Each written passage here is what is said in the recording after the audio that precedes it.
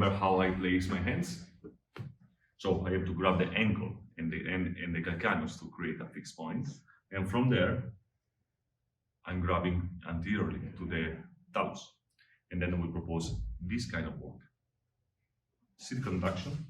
My suggestion, okay, this bed is a little low for me, so don't look too much about my position because it's not ideal. But my suggestion is also to every time keep contact when it's possible with your bed, so you will have less stress to your lower back, and you concentrate the attention of the part you are treating.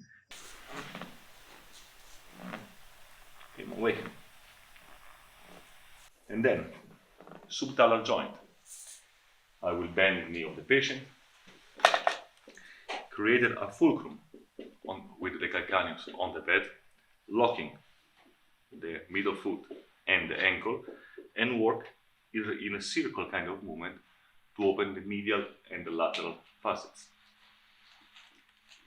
With slow, repetitive movements. Nicky, ti posso chiedere di aprire la finestra, se vuoi?